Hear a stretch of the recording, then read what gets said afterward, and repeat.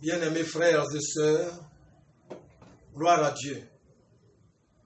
Que la grâce et la paix de notre Seigneur Jésus-Christ soient avec chacun de vous. Aujourd'hui, nous allons continuer notre enseignement sur l'humanité de Jésus-Christ. Et nous voyons au plus grand 7 le baptême de Jésus-Christ. Ce baptême est tellement important que c'est relaté dans 3 évangiles, Matthieu, Marc et Luc.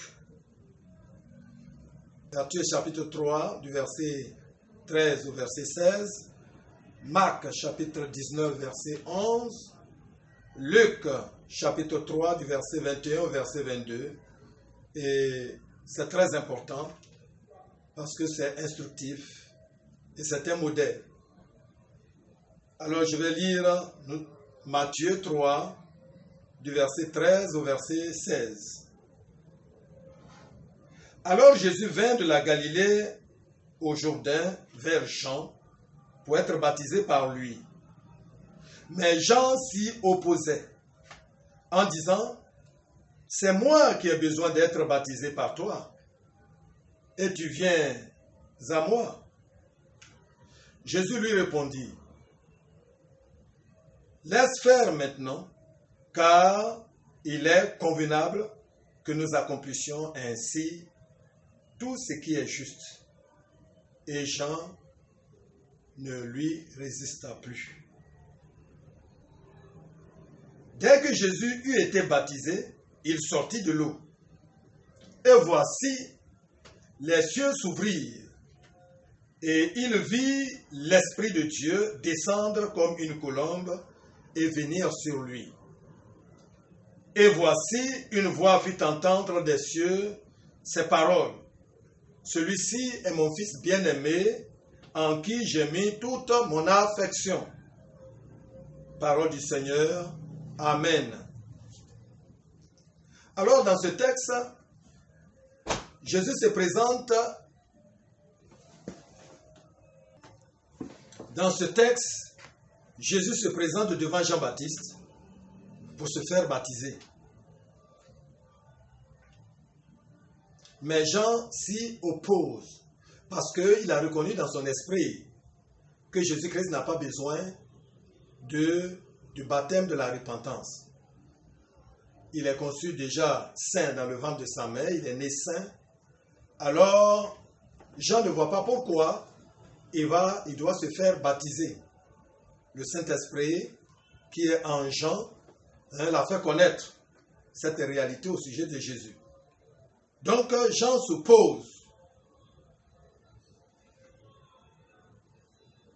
Mais Jésus-Christ va répondre.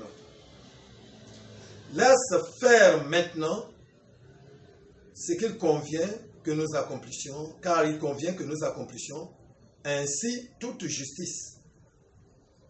Donc quand j'ai entendu qu'il y a une question d'accomplir la justice, alors Jean a cessé de lui résister. Donc pourquoi Jésus veut-il se faire baptiser? C'est pour accomplir toute justice. La justice, c'est l'obéissance à la volonté de Dieu. Donc Jésus veut se faire baptiser pour obéir à la volonté de Dieu. Alors, quelle est la volonté de Dieu pour Jésus? La volonté de Dieu est que Jésus se mette volontairement au nombre des pécheurs repentants pour porter leurs péchés. Donc, Jésus qui est venu, qui est juste et qui est venu apporter la justice aux pécheurs, doit s'identifier à eux, doit être uni à eux.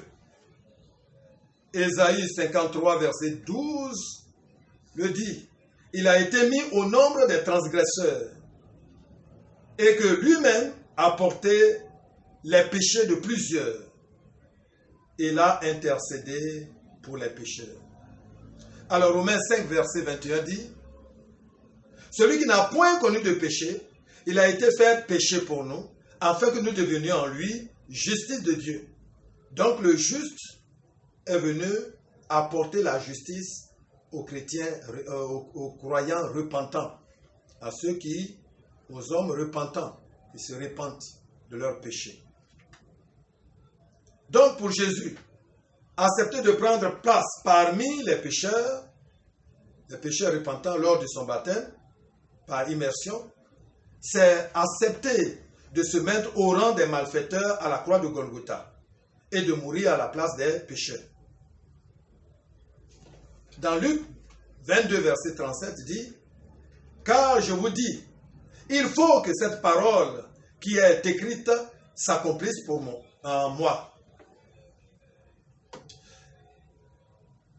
Il a été mis au rang des malfaiteurs.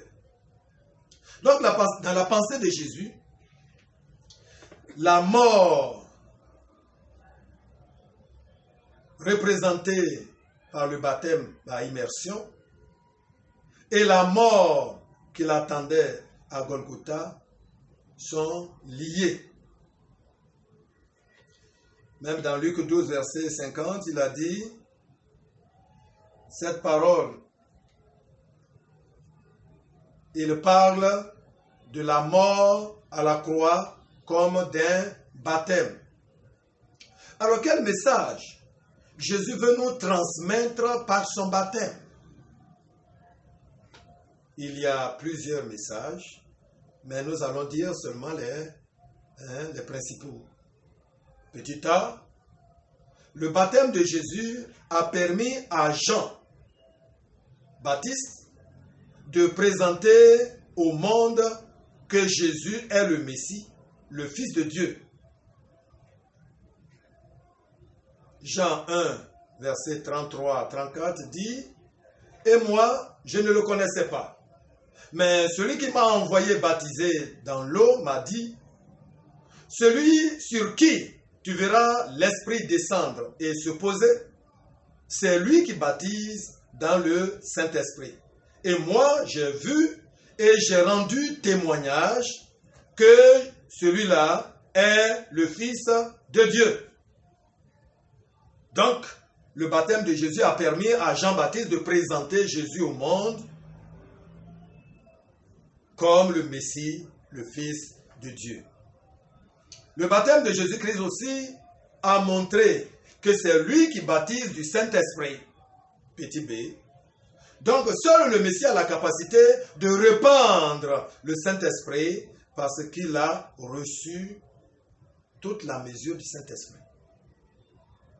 Jean 3, verset 34 dit, « Car celui que Dieu a envoyé dit les paroles de Dieu, parce que Dieu ne lui donne pas l'Esprit avec mesure. » Donc en fait, il a toute la plénitude du Saint-Esprit, alors il peut baptiser du Saint-Esprit les croyants. Dans Acte 1, verset 5, dit, « Car Jean a baptisé d'eau, mais vous serez baptisés du Saint-Esprit dans peu de jours. »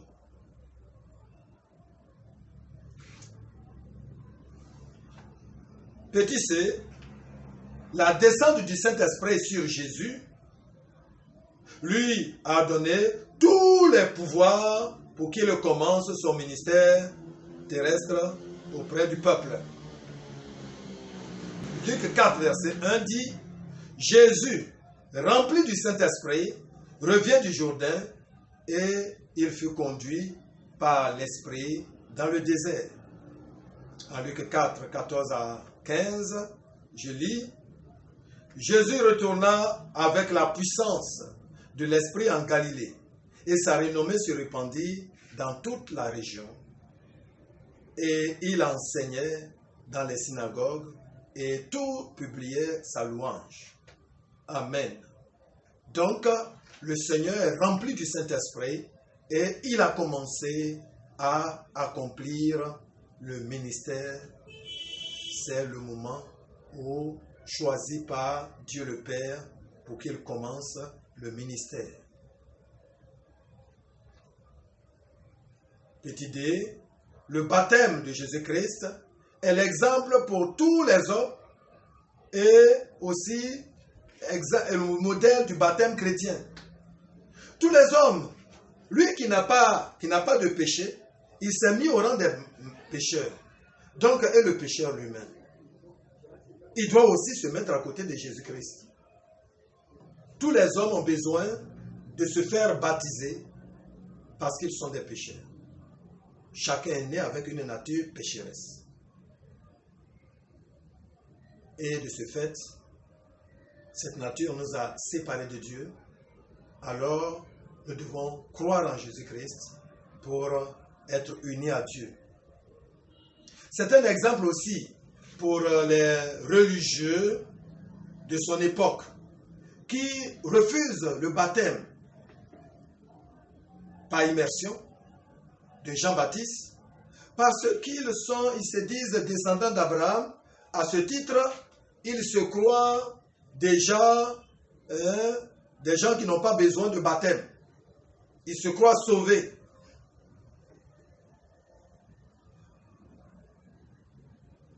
Et ils ne croient même pas que ce que le prophète Jean-Baptiste fait vient du ciel.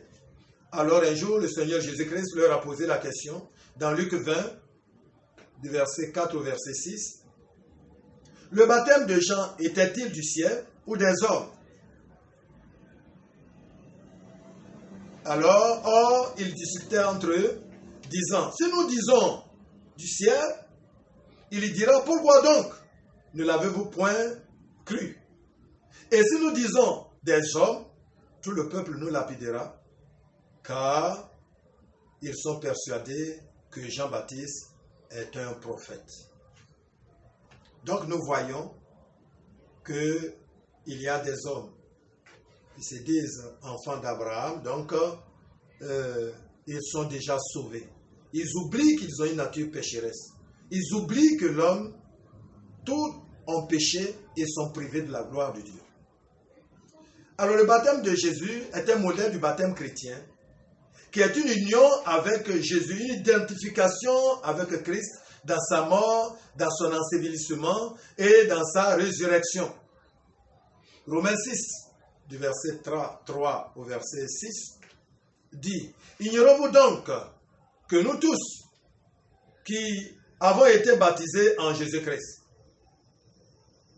nous avons été baptisés en sa mort, nous avons donc été ensevelis avec lui par le baptême en sa mort, afin que comme Christ est ressuscité des morts par la gloire de Dieu, de même aussi, nous marchions en nouveauté de vie. En effet, si nous sommes devenus une même plante avec lui, par la conformité à sa mort, nous le serions aussi par la conformité à sa résurrection. Le chrétien doit se faire baptiser.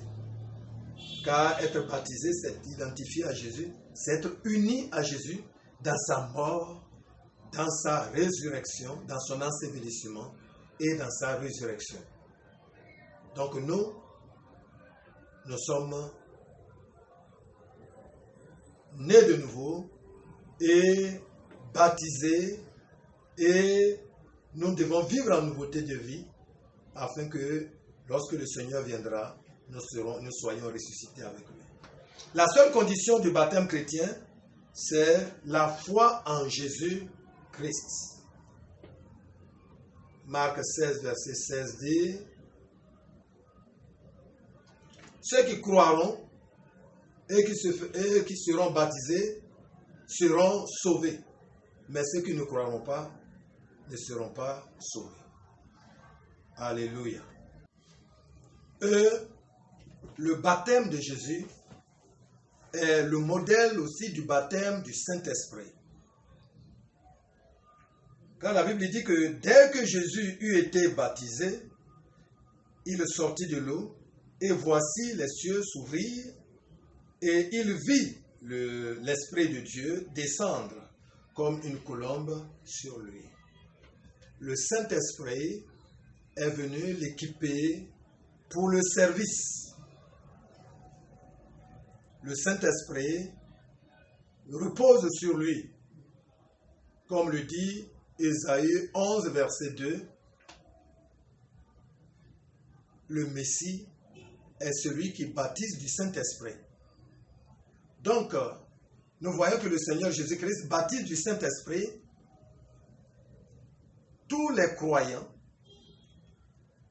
pour leur communiquer la puissance et les dons spirituels nécessaires pour le service auquel il leur a confié. Le Seigneur nous a confié tous des services et il nous baptise du Saint-Esprit. Sans cela, nous ne pouvons pas. Voilà pourquoi il a dit à ses disciples, attendez jusqu'à ce que vous receviez la promesse du Père, le baptême dans le Saint-Esprit. Donc c'est un modèle que chaque chrétien a besoin du baptême dans le Saint-Esprit. Et le Saint-Esprit l'a guidé dans son ministère. Et ainsi, pour le service chrétien, c'est les manifestations des dons et de la puissance du Saint-Esprit. Et voilà pourquoi le Seigneur donne à chacun du Saint-Esprit. Et l'apôtre Paul dit, ne vous enivrez pas de pain, de vin, c'est de la débauche. Au contraire, soyez remplis du Saint-Esprit. Le Seigneur étant rempli, il accomplit sa promesse. Et le jour de la Pentecôte, tous les chrétiens étaient remplis du Saint-Esprit. Tous ceux qui sont dans la chambre haute étaient remplis du Saint-Esprit. Et après, ils ont commencé à faire le service. Nous aussi, nous pouvons faire le service dans la puissance du Saint-Esprit. Donc, c'est un modèle. Petit f, le baptême de Jésus montre qu'il est le Fils bien-aimé qui fait tout ce qui est agréable au Père. Oui, celui qui obéit volontairement à la volonté au Père, à ce que demande le Père. Oui, il a pris la place avec les pécheurs et il a pris la place des pécheurs. Pourquoi? Parce que en recevant ainsi, en mourant aussi pour nous, ainsi pour nous, alors, selon Romains 3, versets 24 à 25, Jésus-Christ, par sa mort, rend possible le pardon que Dieu accorde aux hommes, et tout en demeurant juste. Donc Dieu est juste en pardonnant les péchés des hommes, parce que Jésus-Christ a livré sa vie à la croix. Autrement, sans payer la dette, il ne peut pas être juste. S'il justifie, il pardonne les chrétiens, les croyants. Mais par ce sacrifice, alors, il accomplit ce que Dieu demande. Dieu est juste en justifiant les péchés. Donc, c'est une bénédiction d'avoir Jésus-Christ qui a accepté, lui qui est saint, a accepté de se mettre à la place des pécheurs. En conclusion, nous pouvons dire que de même que le Seigneur Jésus-Christ a pris s'est mis au rang des pécheurs, il est avec nous tous les jours de notre vie. Il prend place auprès de nous qui sommes pécheurs repentants. Et il a dit dans Matthieu 28, verset 20, « Et voici, je suis avec vous tous les jours jusqu'à la fin du monde. » Chrétiens repentants, pécheurs repentants, chrétiens baptisés, le Seigneur est avec toi tous les jours. Donc tu n'as pas à craindre, mais au contraire, il faut marcher selon Jésus-Christ, suivre selon sa volonté, afin que tu réalises qu'effectivement, en toutes choses, il est avec toi. Dans les moments difficiles, dans les moments de joie, dans les moments vraiment où tu ne te sens même pas heureux, il est avec toi. Voilà, que le Seigneur vous bénisse. Nous allons prier, remercier Dieu de nous avoir donné un grand sauveur et qui est toujours avec nous. Père éternel, Dieu des armées, tu ne cesses pas de prendre place auprès de tous les hommes qui se repentent de leurs péchés. Cela te fait plaisir que des gens se répandent. Toi-même, tu as dit, je suis venu chercher et sauver ce qui était perdu. Et tu prends plaisir à être avec nous. Tu as pris plaisir à être avec les publicains. Et les gens ont posé la question, pourquoi votre maître mange-t-il avec les gens de mauvaise vie? Oui, Seigneur, en faisant cela, tu nous changes, tu nous transformes, tu nous donnes l'assurance que nous devons changer de vie. Père, merci de ce grand Christ que tu nous as donné et qui est notre espoir dans le foyer, dans le travail, en toutes choses. Il est présent, il nous guide et il est avec nous, même dans les tentations, dans les moments de richesse comme dans les moments de pauvreté, dans les moments de maladie. Seigneur, nous pouvons attendre à ta présence. Je te remercie, Seigneur. Alors la deuxième prière, c'est que nous devons suivre Jésus, suivre son exemple tous les jours de notre vie. Le baptême, par immersion, c'est suivre l'itinéraire de Jésus-Christ. Et nous devons tous suivre Jésus. Il est notre exemple, il est notre guide, et nous devons être contents de le suivre, afin d'être également aussi un fils bien-aimé. Dans Jean 1, verset 12, dit, à tous ceux qui l'ont reçu, à ceux qui croient en son nom, il a donné le pouvoir de devenir enfant de Dieu.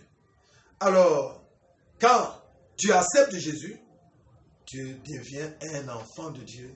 Et maintenant, par l'obéissance à sa parole, comme 1 Pierre 1, verset 14 dit, comme des enfants obéissants, alors tu cherches maintenant, en tant qu'enfant de Dieu, cherche à être obéissant comme Jésus-Christ est obéissant.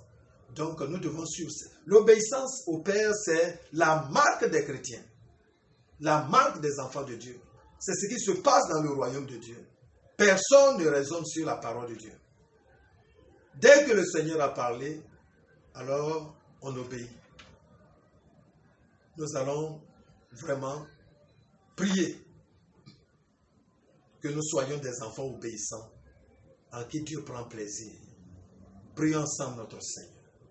Père éternel, Dieu des armées, mon désir est de te plaire.